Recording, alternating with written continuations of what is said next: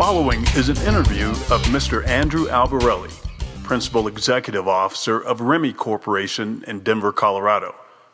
Mr. Albarelle is the expert witness who was not allowed to testify during the trial of the IRP-6. Mr. Albarelle was called to testify by the IRP-6, but upon taking the witness stand, was objected to by Assistant U.S. Attorney Matthew Kirsch. Judge Christine Arguello sustained the objection, and Mr. Albarelle was asked to leave the courtroom without having the opportunity to testify as an expert witness on behalf of the IRP-6. During this radio interview on A Just Cause Coast to Coast, Mr. Albarelle outlines what his testimony would have been had he been allowed to testify.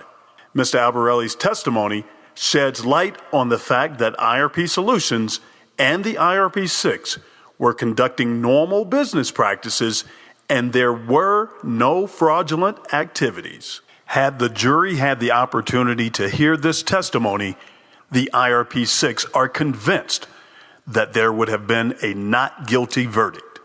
Yeah, one of the key issues on appeal is the fact that the government did not allow two expert witnesses in this case, one of which is Andrew Albarelle. As Sam mentioned earlier, he's the chief executive or principal of Remy Corporation.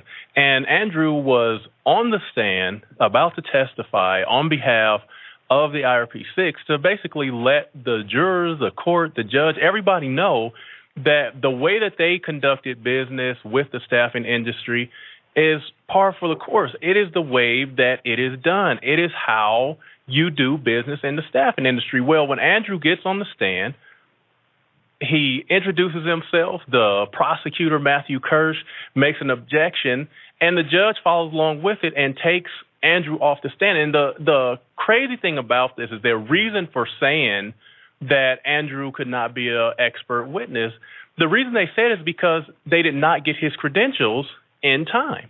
Well, Andrew wrote a letter to the U.S. Attorney's Office on the 18th of July, 2011. Anybody who has been following this, and those of us who know about the case, know that the case started somewhere between the end of September and beginning of October. So that gives us about 3 months that the U.S. Attorney's Office had Andrew's letter. And so they basically give this reason. The judge goes along with it, and it is totally disgusting because not only is Andrew an executive in the staffing industry, he also is an InfraGard member. And I'll let Andrew get into some of these things. His credentials they're impeccable for being an expert witness. He's been an expert witness before that and after that. And it's just is mind-boggling. I mean, when we look at it, we say, hey, the judge was working in coercion with the prosecutor to ensure that they got a conviction. And we'll let Andrew, tell the story from his And Cliff, family. before we bring Andrew in, folks who want to follow along with us on the story and do a little bit of background research, you can go to freetheirp6, the number 6.org, freetheirp6.org. And just a quick overview, IRP Solutions started in 2003. And then in 2005, the business was raided by the FBI. And during that time, the IRP Solutions was contacted by the Department of Homeland Security. And IRP Solutions went to Washington, D.C., did several demos of the case investigative lifecycle software, which was basically going to get the federal government and all the other law enforcement agencies to a point to where they would be able to share information and collaborate on information. Well, you get a call from the Department of Homeland Security, you get a call from the federal government, and they say, we like what we see. Well, you're going to go back and do everything you could possibly do in order to, build out that software. And that's exactly what IRP Solutions did. IRP Solutions went back to their corporate headquarters and, took a look at how can we answer the mail? How can we get the solution built out as efficiently as possible and, get this business rolling? Mm-hmm. Well, there were several things on the table as far as the federal government is concerned. The government had asked for quotes. The case investigative lifecycle software had 18 modules. they asked for the confidential informant module first. That one module, IRP Solutions, provided the federal government with a quote of $100 million. Yes. Now, that's not small chump change there. And even prior to that, the government was talking to IRP Solutions about a $12 million pilot project. And IRP was on the map. IRP was on the radar of a lot of major contracts companies. And so, IRP started using the staffing companies in order to get the right kind of talent in the company to build out the software. And then that's when they were accused of running a scam, which is, crazy because there's so much stuff to dispute that with, you had federal agents who were working in the building who said that the business was legit, the software was legit. You have the Department of Homeland Security who is reviewing the software and saying it's legit. You got CalForensic saying it's legit. Then you get into the courtroom and then the judge pulls this stunt. Let's pull Andrew in. All righty. Hey, Andrew, are you there? I am here. Evening, gentlemen. Hey, it's good to hear from you. How are again. you, Mr. Albarelle? Good to hear I'm you. doing well. Are you able to hear me? Yes, we got you loud and clear. Very good. We were talking a little bit in the intro about you as far as, who you are and what you do, the kind of the role that you play in the staffing industry and in InfraGard and, Oracle user group and things of that nature. If you would give us a overview of your credentials, don't be shy, lay it all out there. Absolutely. Thank you. I've been the principal executive officer for the Remy Corporation for 15 years.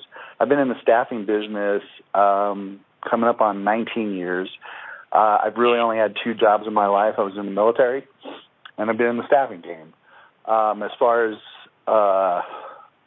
credentials, I've been an Oracle user group president. I sit on the advisory board for the Oracle user group. I was one of the first 20 members for InfraGard for the Denver chapter here. InfraGard is a FBI volunteer organization that assists the FBI in maintaining infrastructure and protecting the infrastructure from standpoints of cybersecurities and cyber threats. Staffing industry user group president for the Oracle user groups. My list goes on. So it gives you a good idea about my background and how long I've been in this game and the business that I do. And you just listening to that intro just brought back that weirdness of when I sat at the witness stand and got ready to start my testimony and to be immediately cut off. You brought me right back to that moment. It was one of the most stunning moments I've ever seen in a courtroom because it followed no judicial processes that I was ever aware of. I've never seen that occur. Wow. Andrew, also, in the letter that you sent to John Walsh, we just want to make sure that we get all of this in there. John Walsh being the U.S. attorney. The U.S. attorney for the District of Colorado. Mm-hmm. You also stated in that letter that you've assisted the FBI in an investigation of a false network of candidates that were doing a bait and switch on the staffing firm. Can you give us a little bit of background on that? How that looked Absolutely. There was a group of from a country offshore overseas that was infiltrating certain public sectors in the United States, and what they were doing was interviewing one person that was very knowledgeable of the software, and then they were sending someone else that knew nothing of the software and barely could speak English. And at night, they would do the work, and then they would upload the work that they did the night before. This network that they had reached all the way from Arizona to Minnesota to New York to California and all the way to Hawaii. And we were able to rat's nest through all these people and find out how they were able to pull this scam off. And it was a major scam that they were playing. And there was not, in the staffing business, you don't necessarily meet every single person. You're going through their credentials and their backgrounds. You're technically screening them. The technical screening was being done offshore. There wasn't any way to verify that that person was the same person that did the interview. Right. So needless to say, but I'll say it anyway, you kind of recognize fraud when you see it, especially when it comes to the staffing industry. Would that be a fair statement? That would be a very fair statement. We'll go as far as two other examples to show you. We had a candidate here in Colorado. It does snow every once in a while. Mm-hmm. And the fellow called us and said, I can't make the meeting because it snowed out. And the person was a graduate of Annapolis. And you kind of think to yourself, here's a person that's from Annapolis, the graduate from Annapolis. He's not going to let a little bit of snow mess with his day. He's going to plow through it. Coming to find out, Annapolis is misspelled on his resume, and he was a complete fraud. We have another software that we use, and this is there's a group of people called H-1Bs. They're under a term to come into the United States on a visa. In a university in India, they produced in 2007 6,600 graduates. In our database, we have 27,400 people that have graduated from that university for the same year. So fraud is really a piece of pride for staffing companies that are always taking an eye and looking at the fraudulent behaviors in the staffing business. One piece you want to understand is 93% of every resume that's out there contains a lie. Wow. So you really have to be, imagine that. Yeah, that is amazing. So you really have to be diligent about what you're doing and, and understanding fraud. Absolutely. And I think with all that laid out, people have to understand that, Andrew Albarelle knows fraud when he sees it.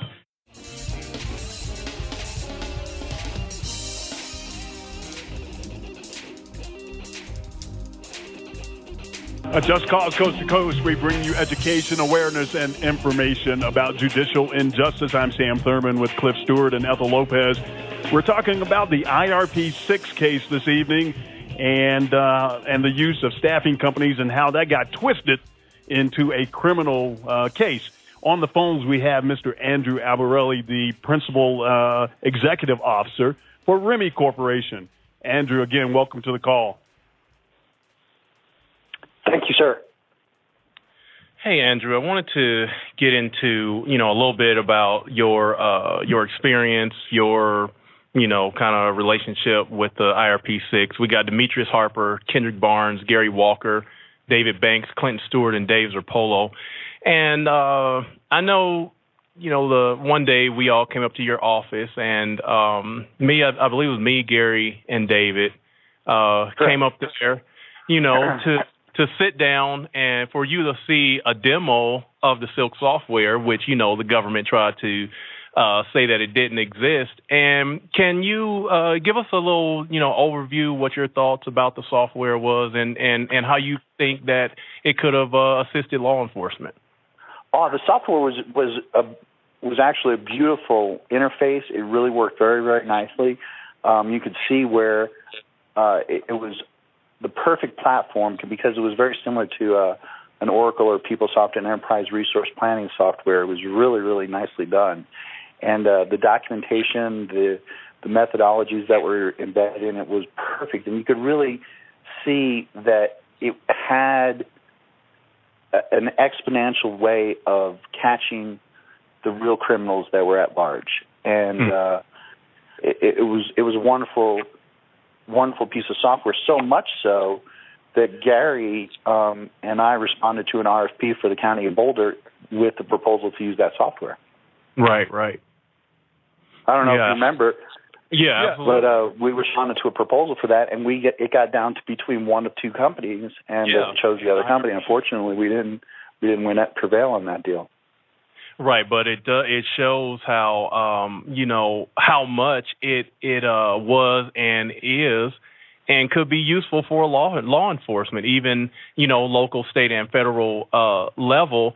And, that was one of the things that during the IRP6 trial that they tried to say, this software doesn't exist, it's vaporware, it's not what they said. And one of their forensic scientists, Don Bilfer from Califorensics, which is a, kind of a forensics analysis company, he did a write-up on the software, and he said how useful it was, how he looked at it, and even at the time of the raid, how good the software was. And, they had to back up off of that, but they still went down so many routes to basically stifle these guys and make sure that even during the case that the jury was not allowed to hear, what was going on with the software, what you had to say about them, or the, in the staffing industry on the whole. Now, you've been a expert witness in other cases.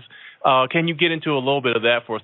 Give us some, some background on why they would call you as an expert witness, and maybe some of the cases that you have dealt with as being an expert witness. Two of the cases that I've been an expert witness on one is the trade secrets rights that staffing firms have. What is a trade secret? What isn't a trade secret? Actually, that case is a benchmark case now because it's been incorporated into Colorado statute, and it's the benchmark for that. And I was the expert witness on what is considered a trade secret in the staffing business and what isn't considered a trade secret. And the second witness that I performed a service for was in the staffing business on testimony about using contractors for independent work and using contractors that are W-2 employees. And I was able to kind of illustrate that there may be multiple opportunities for multiple people that are independent contractors that may be serving 2 or 3, even 4 different clients on the same day. Right. And that's the nature of our business. And that, Andrew, this is Sam. That's one of the things that came out in the IRP6 case as well. And I think in this case, and with you being a witness in the case early on, obviously you were not able to sit in the courtroom and hear what was going on as far as the exchange between the prosecutor and the IRP6. But that was one of the points that I think it came down to a lack of understanding on the part of Assistant U.S. Attorney Matthew Kirsch from the standpoint of how the industry actually works. And when you have a person who is ill-advised or ignorant to how an industry works, and then he knows how to manipulate a jury, he presents to a jury that this can't be right because you, as one of my jurors, you work at King Soopers, and you're fighting to get 30 hours a week in, and they're going to sit here and tell me that they are working multiple contracts or that it's part of the industry that people can work multiple contracts. And so, Andrew, when you hear something like that, I mean, it has to make you, kind of think, man, I just wish I had that opportunity to say what this industry is really about. Sam, just think of this one thing, Sam. We've all, in some part of our lives, unfortunately, have had to deal with an attorney. An attorney bills you. 10 minutes later, who is he billing? Exactly. The next person. The next guy. And the next guy. And probably he probably billed a minimum 1 hour billing for that 10 minutes. For that 10 minutes, exactly. Or half-hour increments, however he's set up. Very, very, very similar. You're running a parallel track to the way technology consultants do their business. It's a billable hour. It's billable work. It may only be 10 minutes to write the script, to do these things. Well, I mean, we can't manage 10 minutes of work. We bill on the increments by the hour. And, we may have guys that are on 4 contracts at the same time. And that's normal work. That's what, how I explain it to you would be how I would explain it to a jury. Mm-hmm. We've all dealt with attorneys. In our business, in the staffing business, especially in technology, same thing. We all work on different stuff. But Andrew, even in your letter to U.S. Attorney John Walsh, you spelled it out right here. You broke it down as to, And the fact that they did not allow this into the trial, it's amazing. That's ridiculous. It's a very simple process. It is not as complicated. What he did was make a very simple business model to be the most complicated process that was ever invented in the world. And you have to understand, the word recruiter goes back 2,500 years to the Romans, when you were paid a fee to bring someone into the Roman army. It's a very simple process. There's a bill rate, a pay rate. We bill a client, we pay a candidate, we pay a contractor. The money in between there is called the spread, and that's how we make our money. Okay, let's come back to that when we get back on the other side of this break. This is a Just Cause Coast to Coast, where we bring you education, awareness, and information about judicial injustice. We're talking about the IRP 6 case and how the staffing industry, part of it, got criminalized. On the phones, we have Andrew Albarelle, Principal Executive of Remy Corporation. We also have in the studio Joseph Thurman. Cliff Ethel, we'll be right back in a moment. Don't go away.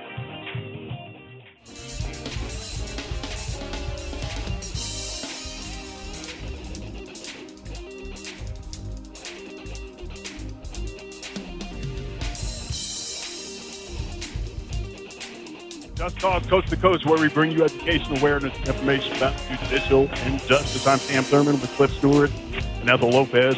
On the phones, we have Andrew Albarelle. In the studio, we have Joseph Thurman. We're talking about the IRP 6 case and how the staffing industry got criminalized as far as the use of the staffing companies by IRP Solutions. How Assistant U.S. Attorney Matthew Kirsch criminalized a normal business practice.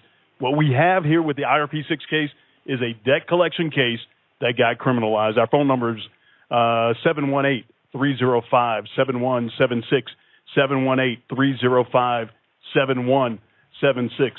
So, Andrew, in the letter that you sent to U.S. Attorney John Walsh in Denver, again, going back to what we were talking about just before the break, you broke it down for him as far as, how you get paid and the pay rate, the bill rate, and all that kind of stuff.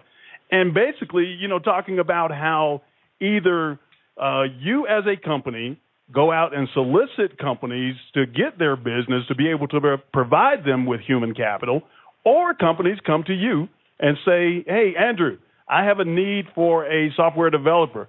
Find me somebody. So, I mean, when you look at IRP Solutions went to staffing companies. And, we like to be clear on it with our listeners that, we're not talking about Kelly Services where we need someone to answer the phones on Friday afternoon because everybody wants to go out and play golf. We're talking about specialized expertise as far as these types of positions are concerned. Absolutely. And the need for them continues to increase, and the need for resourcing and finding them and uncovering them is it's laborious. It takes a lot of time to uncover these resources, and they're not plentiful. And, we are on the phone 10, 12 hours a day finding these type of people, and they are very specific niche players in this game, and you're not going to find them everywhere. And so to for that staffing point, firms, go ahead. I'm sorry, sir. Yeah, I was just going to say, Andrew, and to that point, one of the things that IRP Solutions was criticized for was using multiple staffing companies.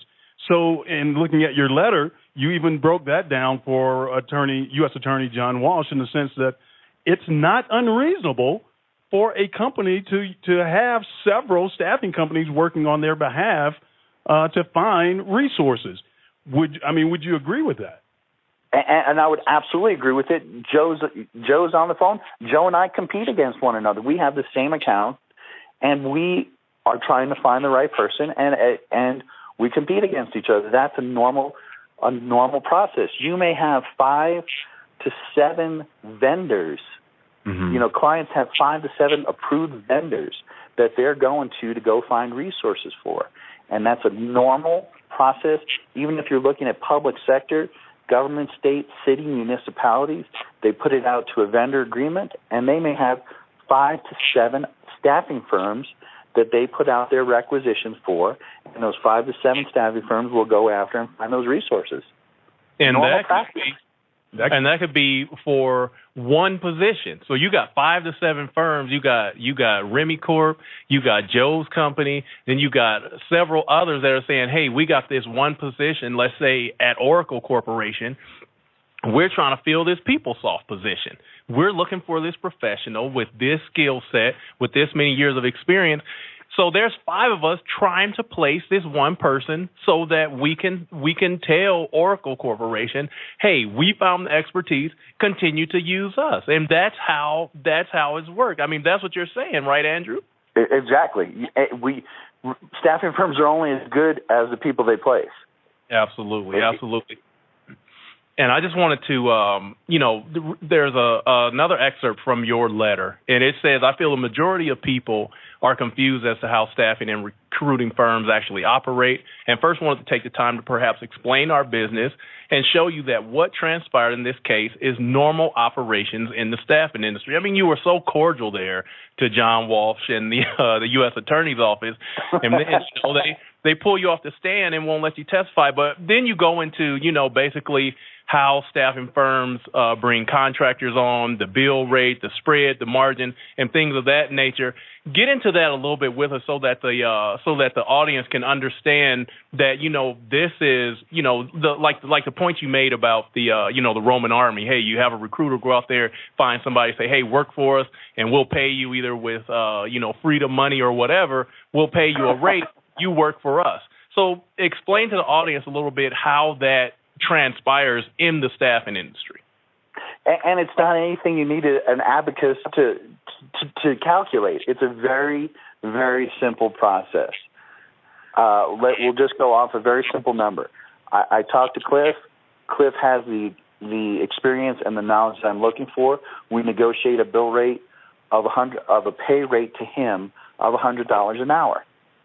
I now talk, since we're using Oracle as an example of this, I now talk to Oracle, and I negotiate a bill rate of $130 an hour. The $30 in between Cliff's pay rate and Oracle's bill rate is what's called in our business the spread, the margin that exists. And that's how staffing firms make their money and exist in the game, is the spread. So again, a very, very simple process that got very diluted in this case, that got very, very complicated when it's a very, very simple process. Right. It's about making money. You find me. I mean, it's just like anything else. If you say, I'm brokering you to go find me something, like, hey, I need the rookie card for Babe Ruth. There's let's say there's 10 of them in existence. I need you to find me somebody who's willing to sell me one of those. And you tell him that I'm willing to pay, $100K for this rookie card. And if you can get less than that, I'm willing to put $100K up. However much you can get this person to sell this rookie card for, the rest of the money belongs to you.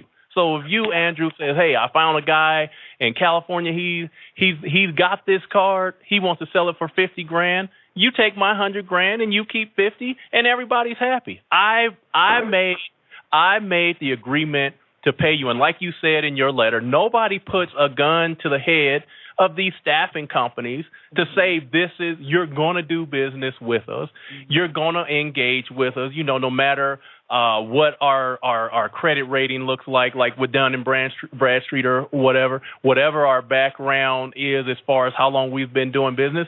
Nobody puts a gun to these staffing industries' heads to say you will go into business with these clients. And on that point, Cliff and Andrew, on the question of billing, okay, so there are situations. I think you talked a little bit about this in your letter as well. As far as, you have situations where companies, they get behind on their invoices at times. And you have different sorts of ways of resolving those issues. And in the case of the IRP-6, IRP Solutions was working with the federal government. We talked about the quotes that were being requested by the federal government. There was the FICMAS project, the Federal Information Case Management System, that had hit the street as far as an RFI was concerned. that was, we're talking about, huge money, because you had the virtual case file solution, which the government had already wasted about $500 million on. And then you had the Sentinel project, where there's been even more money wasted on that. So you look at a company like IRP Solutions, how much, you as a company owner, Andrew, you see a startup company and you see that they have these opportunities and that everything is moving in a direction that, man, this thing is getting ready to blow up. There's some sort of risk reward there, right? Absolutely, and that's what you calculate. You calculate the risk reward. You have conversations with the principals that are there, and again, it's a free market. There's not a dictation that says you have to do business with us, and especially when you're looking at a pipeline of 100 million, or you're looking at a lot of the bigger pipelines that they had with state and city police departments.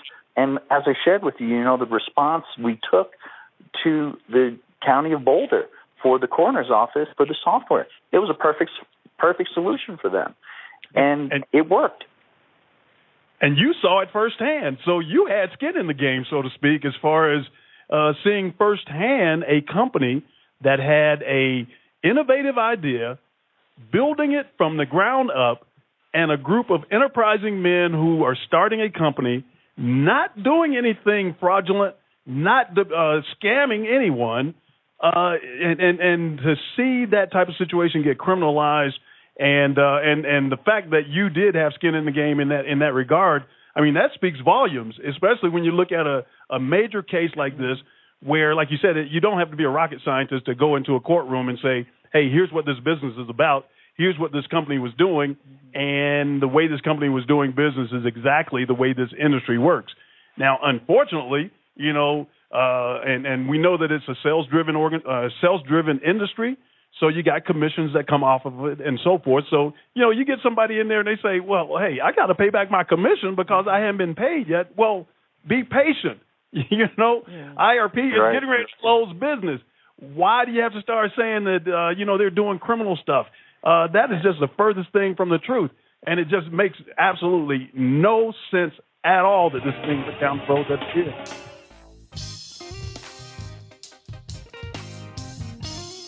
You are listening to AJC Radio.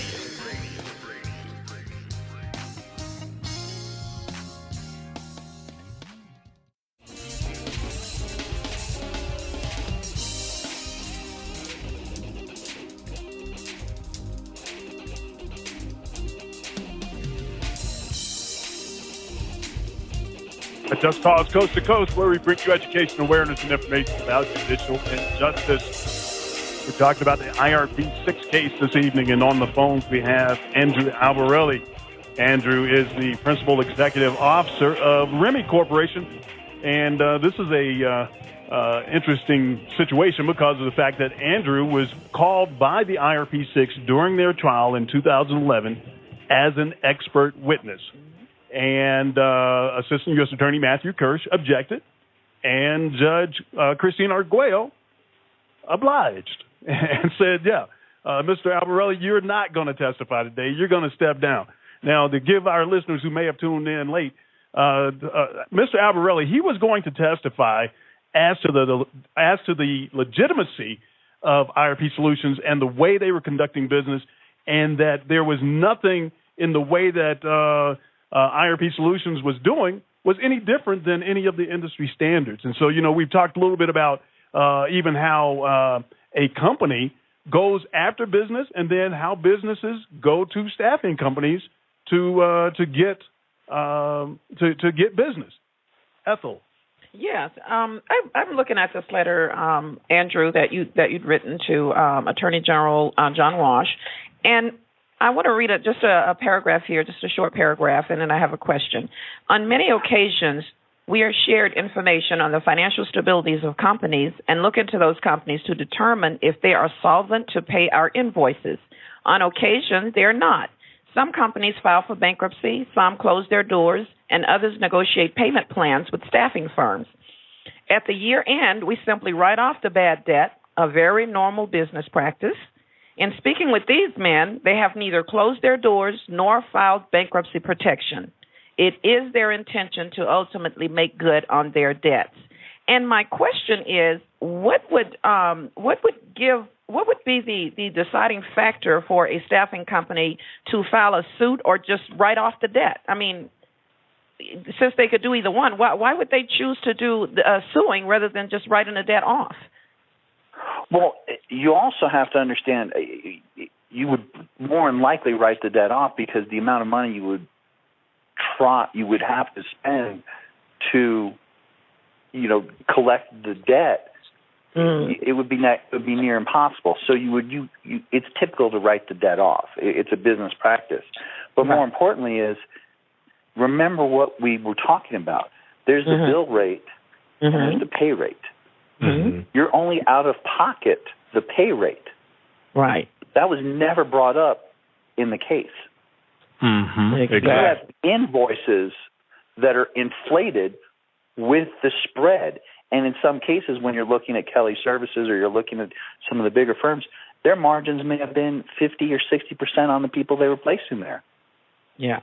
Right. So then the prosecutor then says, you're on the hook for all this debt, which first off, you have the, as you call it, you have the spread on top of there, the money that the staffing company was collecting anyway. And, one time, Andrew, in talking to you guys about this, this situation, you were saying how sometimes even the staffing firms are not really even putting up their own money that they even write off at the end of the year. Sometimes, and, not to get too much into how you do business, but sometimes it's like a line of credit or something like that. You say, okay, we're going to payroll for this client with these individuals, and we'll take a line of credit and basically are paying the interest off this line of credit. So then in the end, essentially, what would be written off? What is the actual debt? I mean, is it true debt that the company lost, or is it just, hey, we had some interest on this line of credit, and we're actually getting a bigger tax write-off by writing it off at the end of the year than what we actually spent. And like I said, not to put you on the spot as far as when you do business, but just if you could kind of get, theoretically and hypothetically into some of that. I mean, hypothetically, if we're using a hypothetical case.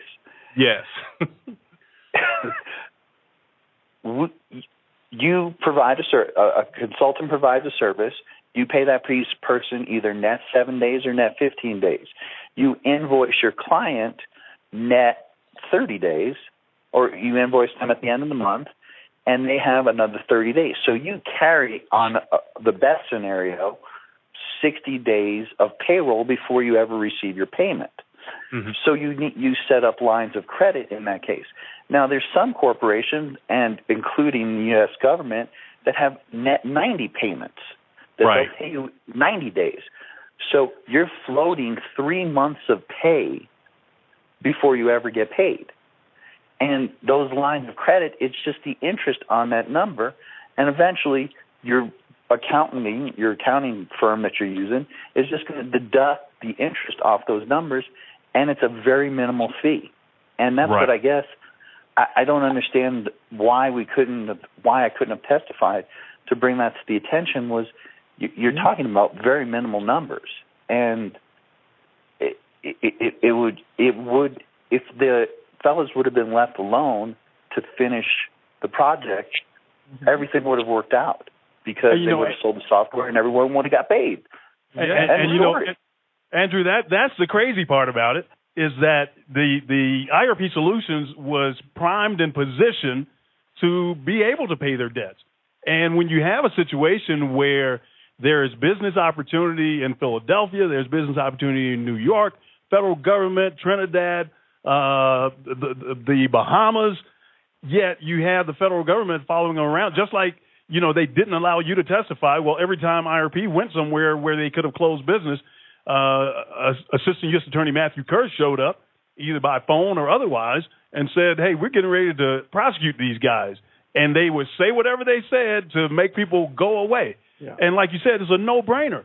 If you're in the staffing industry and you know that you have invoices that are out there, and you have a company, like you said in your letter, and Cliff was reading before that, or Ethel was reading, that the guys had no intentions of closing the doors. Right. I mean, they had no intentions of filing for bankruptcy. It was their every intention to pay the debt. And that word debt kept coming up too. Mm-hmm. So it's like people in the prosecution side were even referring to it as debt. So, Andrew, as far as doing due diligence, we've talked about a little bit of how the staffing industry works and the spread and the bill rate, the pay rate, and so forth. But you as a company, and I'll use Cliff's verbiage, as far as, let's say a hypothetical situation, what would you do as far as doing your due diligence to say either I'm going to do business with this company mm-hmm. or I'm not going to do business with it? And then, once you assess the risk, how much risk are you willing to take? Yeah. And that's what you look at. And you look at what your risk, it's a portfolio. You look at what your risk tolerance is. Hey, I may be having a great year. I may be able to risk $200,000 on this client and front run some money. Maybe I'm not having a great year and I'm not, my risk portfolio, I'm going to be a little bit more conservative on extending the credit to this deal. But that's part of business.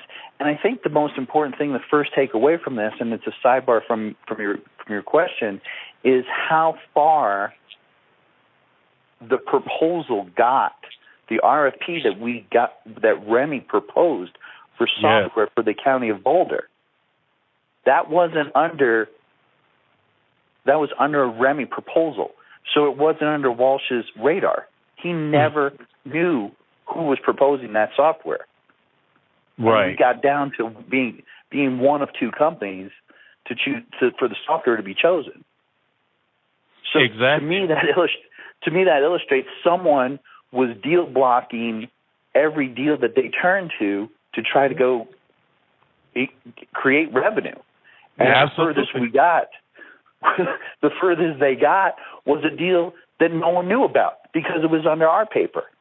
Yeah, I mean, that speaks volumes to not only how viable the software was, not only how easy it was to comprehend and understand how it would fit in to, government agencies, like you say, the city, the county of Boulder, but how much the government was interfering with business, with a small business. Like you said, you take it in under the radar of Remy Corporation, and suddenly, this software is right there in the number 2 spot. And I don't remember why they didn't pick it. If it didn't have, I think it may have been a mortuary module that correct. That's exactly what it was. They wanted that module immediately. But to have it right there to say that for your county, this software fits in immediately. But just like you said, it shows so much how the government interfered, how everywhere IRP went, that they stepped in. They were either, in a hidden closet, up under a bed, somewhere, coming in to ensure that the software wouldn't get bought, sold that. It couldn't be said that they've made revenue, and if you leave them alone, they can make more sales so that they can pay off the debt, and then everybody's happy at the end of the day.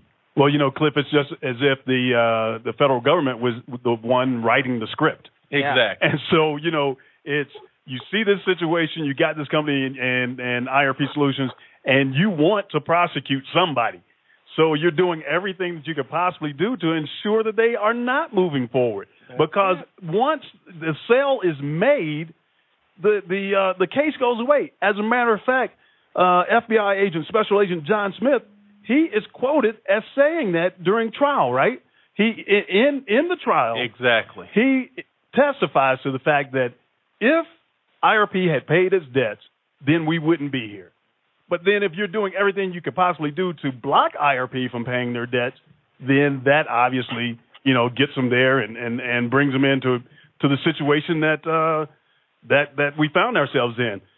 So we're going to be talking a little bit more about IRP Solutions, and we have on the phones Andrew Albarelle. Andrew, I have to do that at least once a show. He does it with me all the time.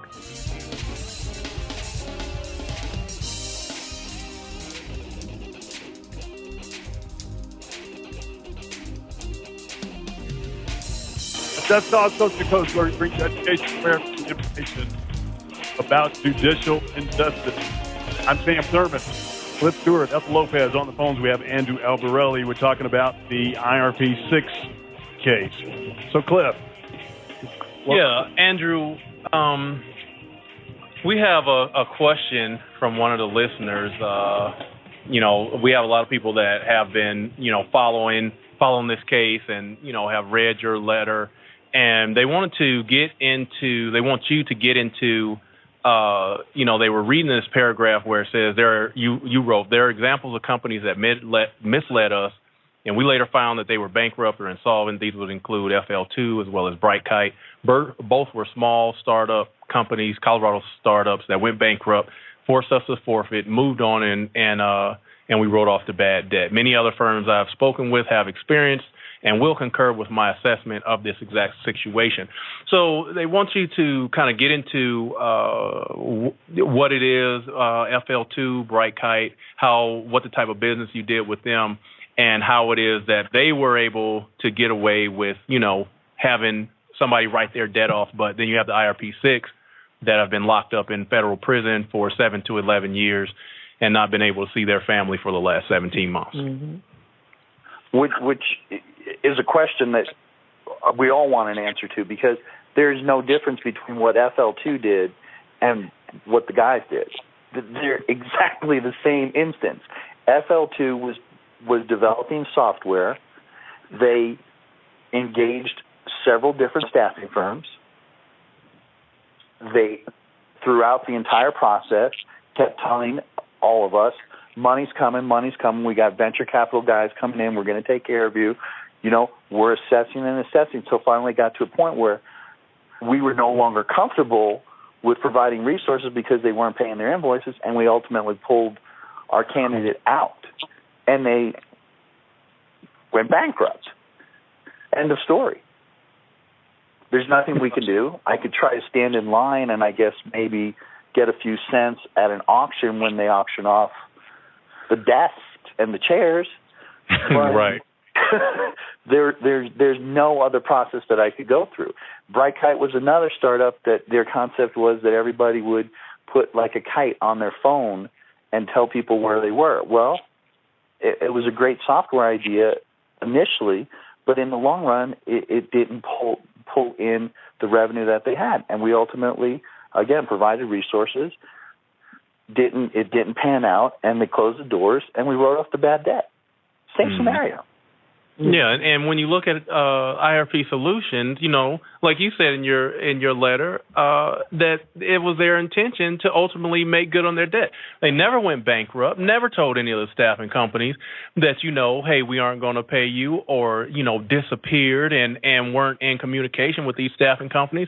It was always their contention that we will pay you. When we sell the software, when we get a contract, we'll pay you, and if the prosecutor, Matthew Kirsch, had let that alone, if the special agent in charge of this FBI case, John Smith, if he would have left them alone, let them do business, that would have happened. But Andrew, at any time, did it ever cross your mind that with FL2 or Bright Kite, I'm going to go to the FBI and try to bring up some federal charges on these two companies? No. It would never cross any business's mind. That's an emphatic no.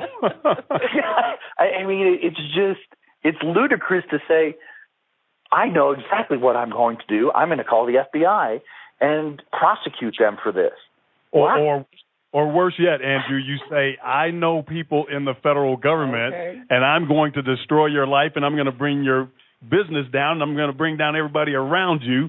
So hold on, because I'm getting ready to make your name mud in the industry. Does that ever cross your mind?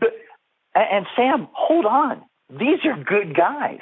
These guys are quality individuals that reside in our database that we call, that are skilled developers. This is not, hey, I got a great idea. Let's scam these people.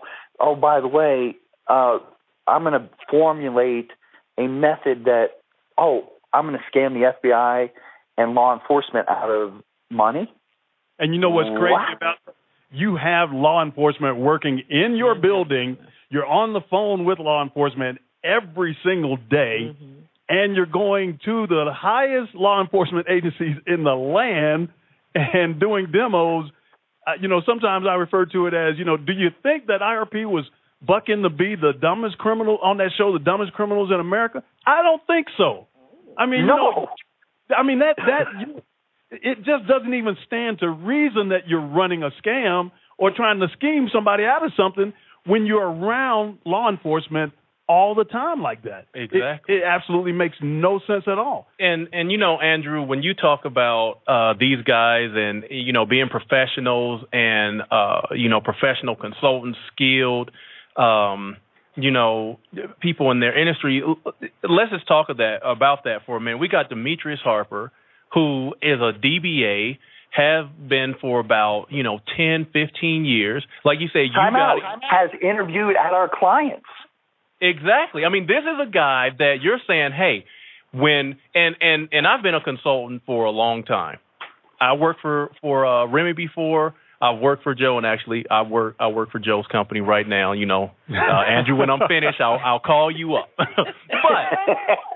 I know that once you get a reputation that, hey, you're a good consultant, you satisfy the client, you get the work done, you have the skills that we need, you'll get a call. Like, hey, Cliff, this is Andrew. Man, we got this client. They're looking for somebody with your skill set.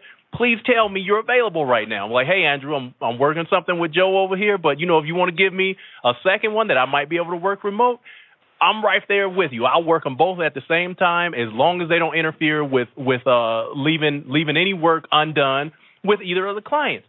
So you got Demetrius Harper, who's a DBA extraordinaire. I've had people tell me that when I've worked with Demetrius or who've worked with him that this guy is one of the best. You got Ken Barnes, who's the same way, went from being a DBA trained by Oracle for years and then became a developer, a Java developer.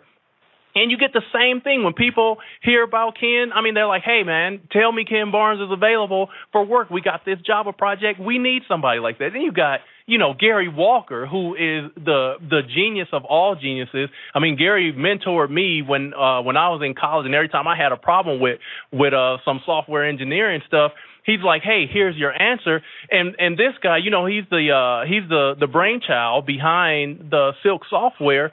And Gary's got like 25 years in the software industry as an architect, as a system architect, an application architect. I mean, he's worked at some of the, the top Fortune 5 companies. He sat down with the Prime Minister of the United Kingdom, showing them the software that he built for Lockheed. I mean, this guy is the guy if you need some software done right. Then you got my brother, Clint Stewart. He's a security specialist, cybersecurity specialist. You got Dave Serpolo, who's the software trainer extraordinaire. Then you got who did I miss out? David Banks, who's the database architect, who can come up with a database to get your system running performance tuned to death. These are guys. I don't just say this because I know these guys. I've worked with them in the industry. I've heard people that we've worked with at the clients be like, man, with this guy, we don't have to worry about anything going down. We don't have to worry about our system crashing. And yet the prosecutor tried to paint the picture of these are men who don't know, they didn't have the goods. What they're doing. Yeah. They don't have the skills or they don't have the experience to try to have make some of this software. Please speak to that for me, Andrew. Well, I don't even need to speak because their reputations were already existing. We started Remy in 1999. We'll just take Demetrius. There's pages of notes and references, and here's this, here's what he did here, here's what he did there. I mean, you just look at this, and the level of professionalism these guys were able to execute for clients here in Colorado and elsewhere was pretty amazing. And we were always calling. They weren't available because they're developing software themselves. They're working on their project. So we would just go, we got to leave them alone a little bit because they're working. Right. And Go ahead, Andrew. Finish. Go ahead. And that was, that these guys were the top of the game. We have an 83% reuse ratio. That means once we find a consultant and we like them, we reuse that consultant 83% of the time. We'll always go back. These guys were in our hopper to use, to present the client saying, hey, this is the best of breed that's out there. Mm-hmm. Wow. And yet you have the prosecutor who wants to try to paint a picture that's, nothing of the sort. That wants to try to say these guys are scammers and all this, and it's totally ludicrous. And I mean, Andrew, even if you had only sent them to clients and heard from what the client said that, hey, these guys are great, but they all work with you and myself and Sam as well on this RFP for Boulder County. You saw the way that these guys could come together as a team and say, hey, we can get something done. We can get this RFP developed. We're willing to create a new module, if need be. But, I mean, you saw firsthand that these are not crooks. These are not criminals. These guys are in it to win it, and they are the kind that put their nose to the grindstone and get things done. But, Cliff, the prosecutor and the judge didn't want the jury to hear this kind of thing. I mean, when anything that came up about their character, anything came up about their professionalism, anything came up about them as family men, as Christian men, someone would make some dumb statement like, well, your character is not on trial. Excuse me, my character is on trial. You're calling me a criminal. Exactly. Go ahead, Cliff. Conservative Nation Media. Cliff, one thing we should definitely discuss is, I don't know the exact number that RFPs were submitted to the county of Boulder that day. I can estimate by when I presented it and when I was stamped with it and could look. That stack had to be 24 to 26 high of companies that responded to the RFP. So they went through 20, let's go on the low end, 24 companies. They selected 2 that they felt were valid and could get this done. And the only way we lost out on that RFP was the module didn't exist, but we could produce it. And they needed it in a time frame immediately in response to the RFP, and we could have developed it if we were given just a little bit more time and would have been awarded that RFP. I guarantee you that. Absolutely, and it speaks to the fact that these men, with a smaller group of people, could come together and say, hey, us as a group, we can get this done. The same way they did the Silk software. It's like, yeah, did Gary need help? Absolutely. Look at having a time frame that was short. They said we got to get something done quick. But you saw firsthand, Andrew, as you just mentioned, that they came together and only one other company. Now, we're talking about Andrew Albarelle and the IRP 6 that helped on this IRP. When you have other companies, 24 other companies that have teams of people to write these these RFPs, and they got put on the back burner so that IRP could have an opportunity.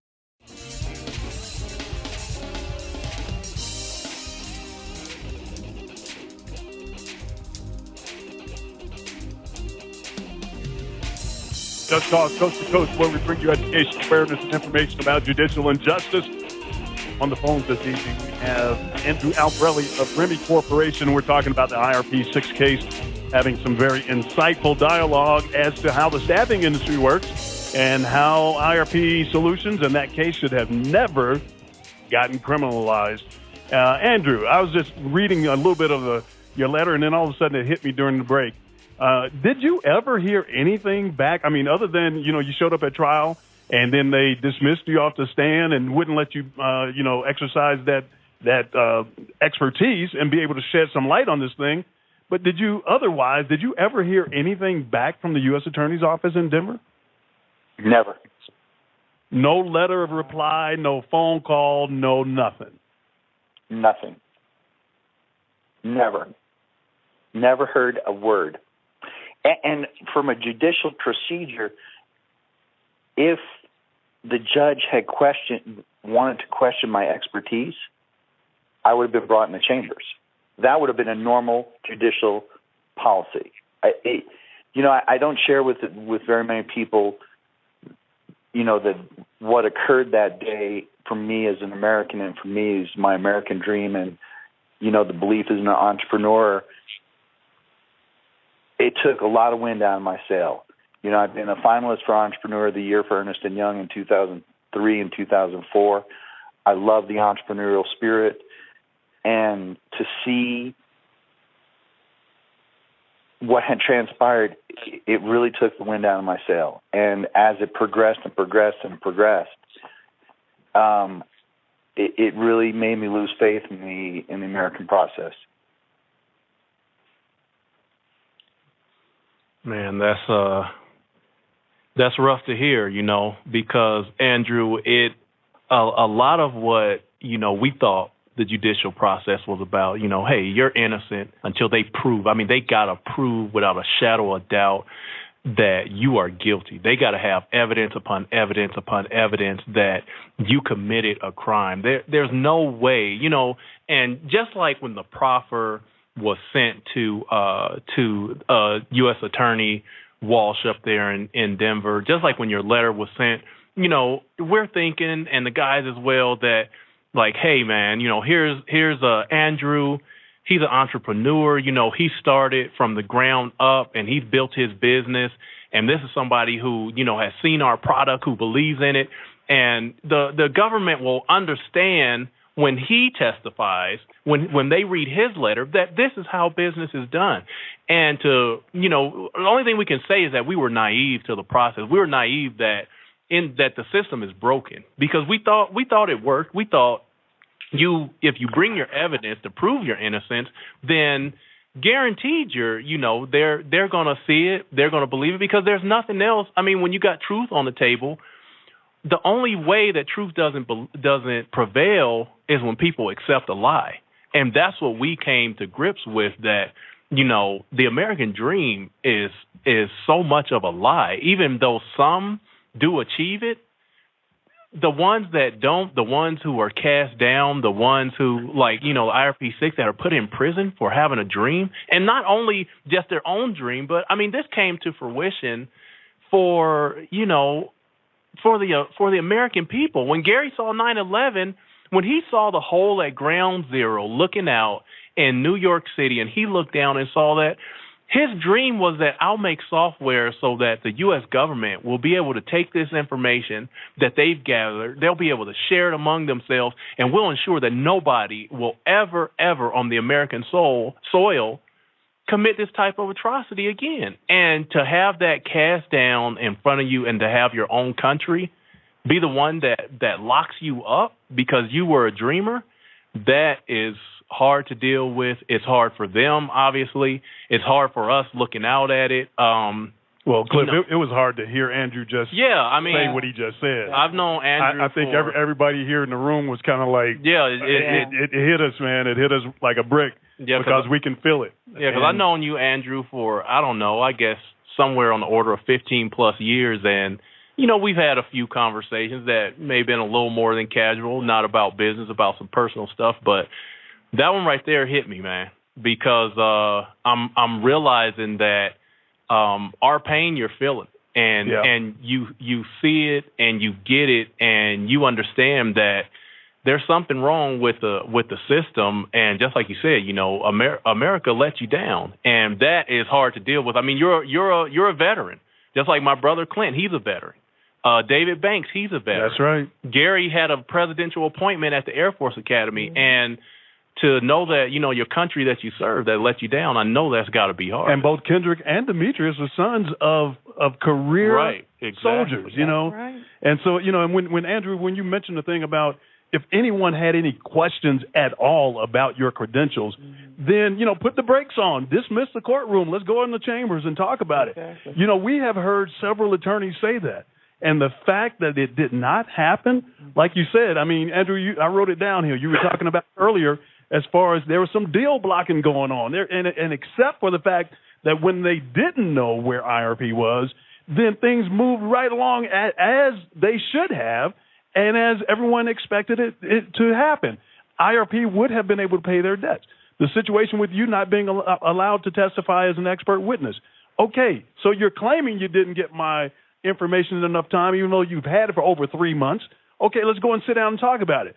And when you saw that, and we've been living this thing now for several years, and the fact that Gary and David and Demetrius, Kendrick, Dave, and Clint are all, have been away from their families for going on 18 months now.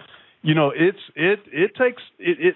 a hard pill to swallow when you say that this is the greatest judicial system in the world. So we understand, we appreciate your heartfelt comments, Andrew. Yeah, and Andrew, go ahead. I just want to get your closing thoughts. We're winding it all up, but give us your last thoughts. My last thoughts are, again, the wind was taken out of the sail, and the judicial system isn't broken, Cliff. It's a business. It's a money-making machine. Wow. That you are convicted before it even starts. Man. It's not broken. It's running a business, and they're running it to make money. Very well said, my brother. Andrew Albarelle, Principal Executive Officer of Remy Corporation. Thank you for spending a couple hours with us this evening to talk about the IRP 6 case and shedding some light on this atrocity, the mockery that's been made of our judicial system and the injustice that our brothers of IRP 6 have had to experience. Cliff. Yeah, I want to say thank you to everybody, all the guests. Thank you to Andrew Albarelle. Andrew, Sam and I will have to get up there and sit down with you at one of your restaurants up there in Denver. We'll set something up. The K&D Productions, back in the control room. Captain Kyle and Justin Jackson helping out Il Skiller's girl. We appreciate you guys. Couldn't get it done without you. To the Just Cause Radio production support team. You guys make it happen. You give us what we need to put on a great show, and we appreciate it. To the truth, we know that you're out there, and we appreciate you. Ethel, what can folks do? Call Eric Holder's office, 202-514-2003 and 2005, and ask him to investigate the case of the missing transcript for the IRP 6. We got to make it happen. We also got that petition out there on change.org. Go to change.org, do a search on IRP 6. You can read all the information about the IRP story on freetheirp6.org, freetheirp6.org. As Cliff indicated, we'd like to say thank you to William Lopez as part of our exoneree moment this evening, and also Jeffrey Deskovic and the Jeffrey Deskovic Foundation. You can go out to ajcradio.com and get a little bit more information about what they're doing. And also, we got a note here. Shout out to our friends, the Central Park 5. They have a case coming up, a hearing on the 27th of January. They're going to court to get compensation for that wrongful conviction. They've been exonerated now for what, Cliff, like 10 years or something like that? And they've still been fighting? Still fighting. Man, but hey, we said we'd put that word out there for them. Keep them in your prayers. Yeah. And if you live in New York, go down to the courthouse. Give them some support. If you live in Colorado, look up a Just Cause Coast to Coast and see how you might be able to help us out. We have a lot of things going on. Tune in on Thursday. Look at our websites. We got a couple of different shows going on. Cliff won't be with us on Thursday. He's going to be joining Pastor Rose Banks on another show where they're going to be talking about some of this injustice. So we got a lot of things going on. Oh, yeah. This is a Just Cause Coast to Coast, where we bring you education, awareness, and information about judicial injustice. Thanks for joining us this evening. Have a good night, America. Good night.